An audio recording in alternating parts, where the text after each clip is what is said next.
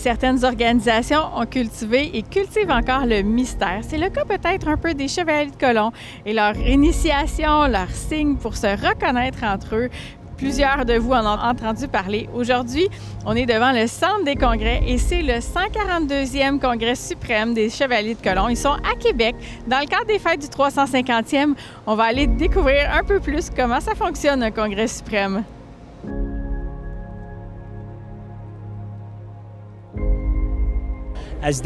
En tant que chevalier suprême adjoint, je suis fier du travail que les chevaliers de Colomb accomplissent dans nos communautés pour aider tant de gens, non seulement ici dans les pays que nous représentons, y compris le Canada, mais aussi dans le monde entier. Grâce à nos programmes de foi, en particulier notre programme de base, nous encourageons les hommes à s'impliquer dans la vie de leur Église et à devenir de meilleurs catholiques.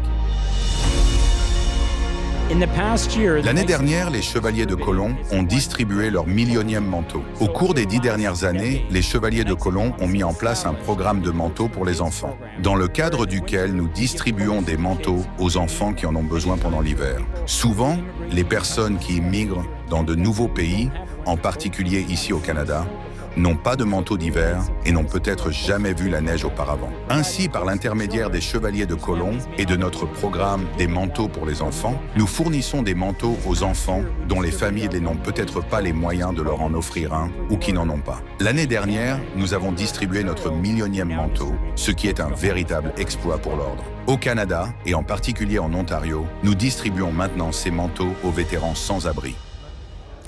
Marc-André Beauchamp, t'es grand chevalier à Val-Bélair. Moi, je me demande, si je m'en vais à une réunion de Chevaliers de Colomb, à quoi est-ce que je peux m'attendre? Les réunions de Chevaliers de Colomb, en fait, c'est plusieurs passionnés de certains quartiers. En fait, on est divisé par quartier. Principalement, présentement, dans la région de Québec, la région 03, on a 30 conseils qui sont actifs. C'est des personnes qui partent de 19 ans jusqu'à, je vous dirais, dans les 80-90 ans, qui travaillent et qui ne travaillent pas, qui sont retraités, qui sont prêts à donner de leur temps, je vous dirais, pour faire du bénévolat. On fait beaucoup de soupers bénéfices. On fait beaucoup d'activités pour ramasser des fonds pour les familles dans le besoin, les jeunes dans le besoin également. Par exemple, le conseil de Val-Bélair, on organise à chaque année un souper qui est dédié en fait aux jeunes autistes, aux jeunes qui ont le trouble du spectre de l'autisme. Un gros don qui s'élève dans les alentours de 6 000 $ pour aider à construire une chambre multisensorielle pour ces jeunes autistes-là dans le secteur de Val-Bélair. On a également ramassé énormément de dons pour ce qui est de redonner dans les organismes également du quartier. Donc, c'est quand même assez large comme éventail de services qu'on est capable d'offrir de notre côté. Est-ce qu'il y a beaucoup de jeunes comme toi dans les conseils? Est-ce qu'il y a une belle relève qui s'en vient dans les Chevaliers de Colomb? Dans le conseil de Val-Bélair, oui, il y a une belle relève qui est là présentement. On s'en va dans une relève, je vous dirais, de jeunes de 19 ans. Vers la cinquantaine, si on peut catégoriser ça dans la partie des jeunes. Oui, on a un site Internet directement, le site de l'État qui est chevalierdecolomb.com. Directement depuis ce site Internet-là, il y a plusieurs pages qui parlent des Chevaliers de Colomb, parlent du but des Chevaliers de Colomb, qui listent également tous les conseils qui sont en fait disponibles dans la région. Toi, tu es devenu chevalier, puis c'est quoi qu'est-ce que ça change dans ta vie d'être Chevalier de Colomb? Bien, Chevalier de Colomb, c'est sûr certain. Moi, j'ai toujours été là pour aider le prochain. Qu'est-ce que ça m'a amené de devenir Chevalier de Colomb? Mais ça m'a aidé, moi aussi, directement à m'épanouir, en fait, dans ma confiance en moi. Ça m'a aidé également à devenir une personne beaucoup moins gênée. Avant, j'aurais pas été capable de faire des entrevues comme ça.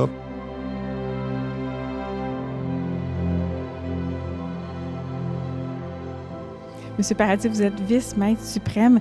Moi, je serais curieuse un peu que vous nous parliez du vocabulaire de l'ordre, les vêtements, les traditions. En fait, c'est qu'il y a 4 degrés au niveau de l'ordre colombien. 1, 2, 3 et le 4e, qui consiste à ce costume-là, à cet uniforme-là, qui est changé depuis à peu près 3 ans. Parce qu'avant, nous avions un chapeau à plumes avec une cape, et maintenant, tout ça a été changé pour ça ici. La couleur du baudrier que nous portons représente le poste que nous occupons. L'épée, on ne peut pas la porter aujourd'hui parce qu'elle ne passe pas aux douanes, étant donné qu'il y a au-delà de 13-15 pays présents en fin de semaine ici. Et en plus, l'épée représente la croix du Christ pour nous. Ce n'est pas une arme blanche.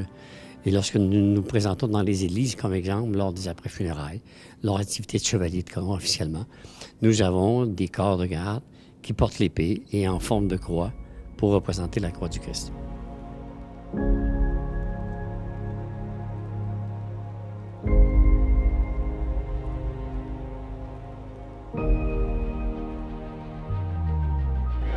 Monseigneur Lacroix, est-ce que vous êtes chevalier de colon? Je suis chevalier de colon depuis plus de 20 ans. Ça vous apporte quoi? Écoutez, faire partie de cette fraternité d'hommes et aussi leurs familles qu'on rencontre, qui sont intéressés à grandir dans la foi, mais surtout s'engager dans leur communauté, dans la société, dans toutes sortes d'organismes pour rendre service, faire du bien, prendre soin des personnes dans le besoin.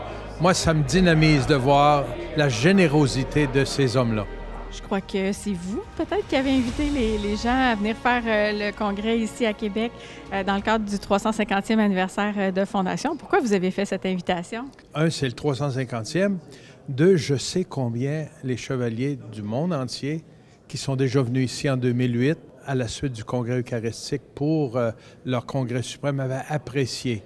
Et depuis que je les vois dans d'autres congrès suprêmes, ils me disent quand est-ce qu'on retourne à Québec. Ils aiment venir ici, je le comprends.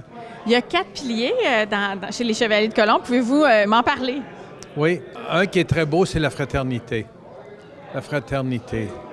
De vivre comme des frères. C'est évidemment un des commandements de Jésus, hein? De regarder nos frères et de les aimer, de nous laisser aimer. Et dans la chevalerie, dans les Chevaliers de Colomb, on développe beaucoup cela. Il y a une belle fraternité, un soutien. Ça, c'est très, très important. Un autre, c'est la charité. On n'est pas là pour être juste entre nous, d'être bien ensemble, de développer des liens fraternels qui sont très agréables et nécessaires. On est là aussi pour donner. Hein? C'est pas juste de la philanthropie, c'est de la charité. Charité, ça va un petit peu plus loin que la philanthropie. La philanthropie, c'est déjà très beau. Hein? Mais la charité, c'est par amour de Dieu, on se donne et on donne aux autres. Alors, les Chevaliers de Colomb sont reconnus dans le monde entier pour leur charité, comment ils se donnent et donnent aux plus pauvres. Ils donnent des biens, mais ils donnent de l'amour, de la présence, du soutien. Alors ça, c'est très, très important. Une autre trait caractéristique, c'est l'unité. Un défi partout dans le monde, ça en est un aussi pour les chevaliers, apprendre à marcher en unité. Bien sûr, unité entre nous, unité avec Dieu et unité qui nous amène à avoir du respect pour toute personne. Alors ça, c'est un beau défi. Et finalement, le patriotisme. Dans certains pays, c'est une caractéristique qui est très forte. Chez nous, un peu moins. On n'a pas été très patriotique de nature récemment, en tout cas. On l'a peut-être déjà été autour de la Première, Deuxième Guerre mondiale, avant. Les Chevaliers de Colomb nous invitent à développer notre respect, notre amour pour notre pays, notre nation, notre région, qu'on soit fiers de notre identité, de notre culture, de s'y engager, de l'aimer, même si on n'est pas toujours d'accord avec ce qui s'y passe, mais pour la rendre meilleure, par notre engagement, le don de nos personnes, des liens qu'on entretient.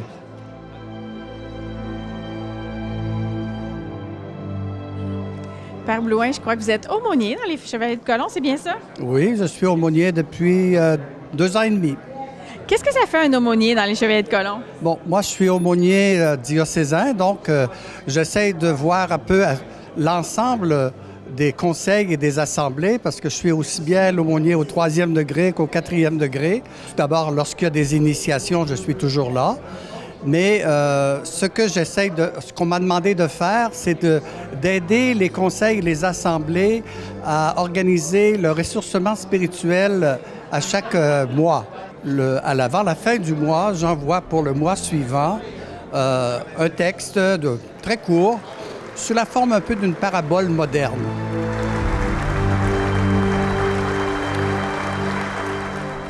Alors, comme je suis un peu curieuse, je pense qu'on va essayer d'aller à la rencontre des Chevaliers de Colomb pour découvrir quel est ce signe secret. T'es Chevalier de Colomb, toi? Oui. OK. Alors, j'aimerais savoir le signe des Chevaliers de Colomb. Peux-tu le savoir? Mais il faut devenir un chevalier de Colomb pour le savoir. Désolé. Prenez-vous les femmes?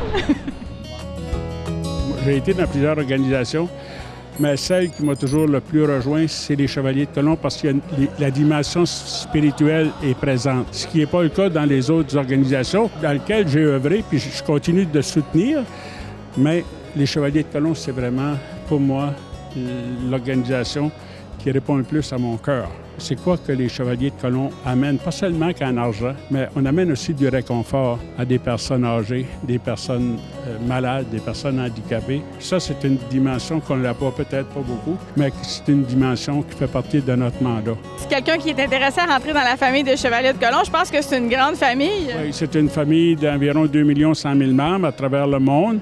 Au Québec, c'est 73 000 environ. Puis moi, dans mon mandat, habituellement, c'est des mandats de 2 ans, mais je vais faire ma première année. On devrait être, après ma première année de mandat, à 75 000, je l'espère même dépasser. Puis là, en finissant, là, moi, là, j'ai toujours entendu parler du signe secret des Chevaliers de Colomb. Allez-vous me le dire, ce signe-là? J'ai pas besoin de te le dire, je te l'ai fait à peu près 4-5 fois dans le temps que je parlais. Tu m'as pas regardé, ça fait que tu regarderas la vidéo, tu vas voir. Je l'ai fait plusieurs fois. La meilleure façon de se faire reconnaître comme chevalier de colon, c'est pas avec le signe. Ce sont avec les actions que l'on pose. Normalement, toi, tu es chez vous, tu vas dire, ce monsieur-là, ça devrait être un chevalier de colon. C'est un bonhomme, c'est un bel homme, mais il fait de belles actions. Ça doit être un chevalier de colon. C'est le plus beau signe qu'il n'y a pas. Bon, je pensais avoir fini l'entrevue pendant qu'on est ensemble. Est-ce que vous pouvez me dire c'est quoi le symbole secret des Chevaliers de Colomb? Êtes-vous capable de garder un secret? Oui, je peux si je vous le promets. Moi aussi.